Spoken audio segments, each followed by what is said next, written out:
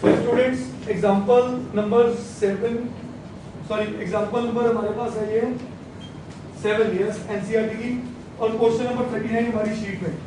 In triangle PQR, right angle at Q, PQ is 3 centimeter, PR is 6 centimeter. Find angle QPR, ये निकालने को कह रहे हैं, and angle QPRQ, ये निकालने को कह रहे हैं. सही है. अब मेरी बात ध्यान से सुनना. इधर अगर मैं इस एंगल को कंसीडर करूं, इसके अकॉर्डिंग हमारे पास कौन सी दो साइड्स गिवन है? ये बेस है, परपेंडिकुलर और परपेंडिकुलर हाइपोटेन्यूज वाली कौन सी ट्रिग्नोमेट्रिक रेशियो? कौन सी रेशियो?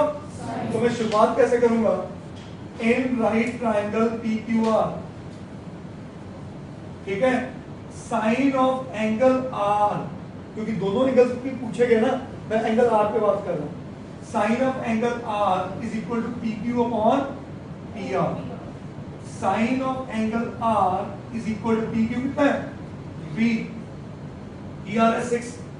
तो sine of angle R is equal to 1 upon 2. Sine की वैल्यू 1 अपॉन 2 कब होती है?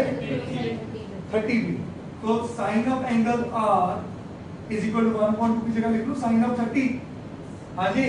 तो दिस इंप्लाइज एंगल R की वैल्यू क्या आ गई?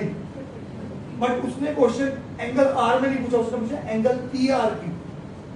R कह लो चाहे PR की कह लो, एक ही बात है. ये बोर्ड में इसके नंबर कटते हैं, मेरी बात याद, आधा नंबर खा जाएगा इस पॉइंट.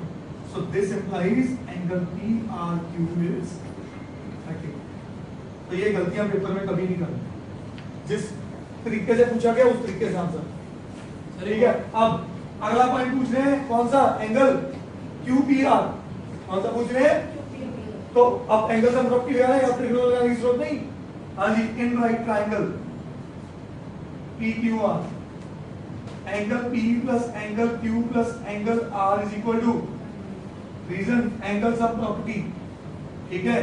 एंगल P मुझे नहीं पता, एंगल Q 90 डिग्री है और एंगल R 30 डिग्री निकाल चुका हूं. तो एंगल P कितना आ गया? 60 डिग्री. कितना आ गया? और 60 को उन्होंने किस फॉर्म में नाम पूछा है? उन्होंने पूछा है QPR. कौन सा पूछा है?